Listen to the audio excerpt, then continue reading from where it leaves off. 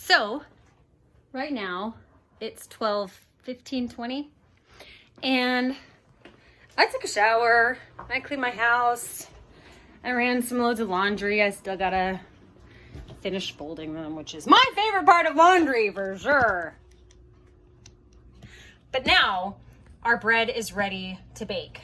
And so it has more than doubled in size. It's kind of trying to burst out of the edge here. And I am actually going to save the pot for when maybe I could do both. Let's do both. I'm gonna bake one under the pot, and I'm gonna bake one not under the pot because I only have one pot. So I'm gonna separate these two so that when I flip them into the oven, they're not touching, and I can at least get one underneath the pot.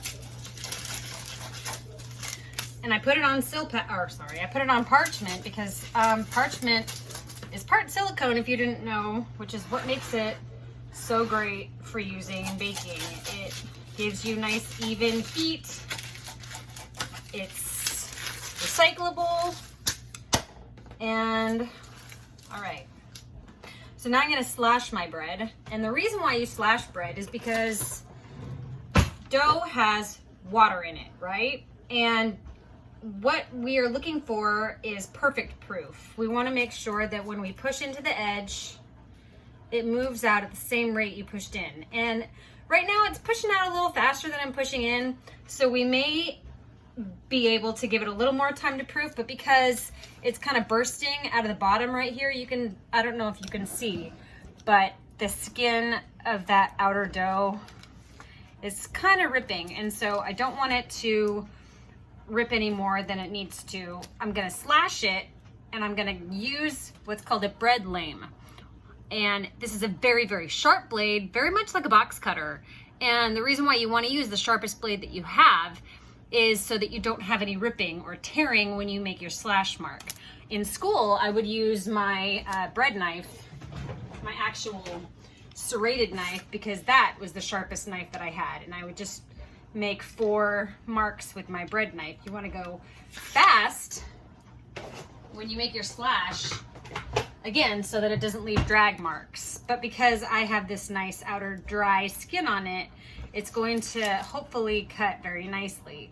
And so on one, I want to just make that mark. And this is how I got my ear the last time. Usually you don't run your blade through it twice. I did that just because. But what you can see from here is the bubbles in the dough structure are starting to expand out. And I didn't have my oven hot enough. I wanted it at 490. But you can see that it's starting to tear away. And so when it bakes, it's going to release steam, and it's also going to give it some room to expand upward, is my hope. My other one, I've had a little bit of fun with slashes. So we can do, I like this one. And I'm trying to not cut so much down or towards the bread. I want to cut it more at an angle. And you can even see it's still kind of trying to grab. And I'm trying not to do that. And I should probably get a new blade. But for the most part, they didn't really drag too much. I wanted clean cuts. I got mostly clean cuts.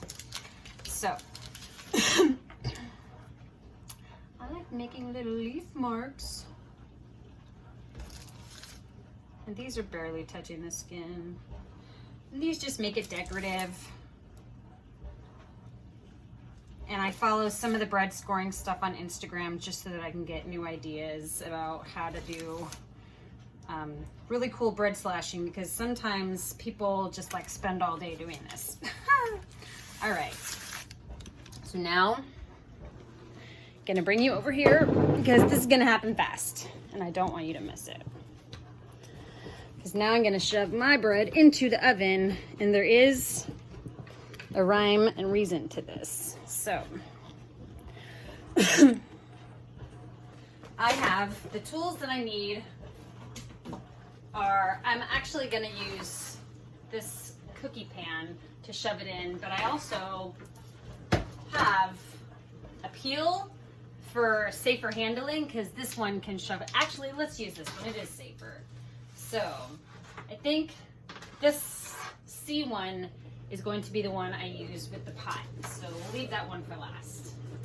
So right now, I'm going to,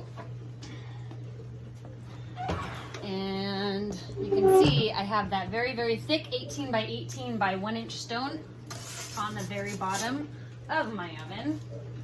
So there's bread number 1. There's bread number 2.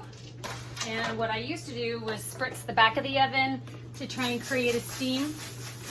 But every time I did that, it seemed to want to break my oven and I'd have to get a new heating element. This is how I trap the steam after I've sprayed the top of the bread. And what I'm doing essentially is I'm adding back moisture because I took all the moisture away when I let it proof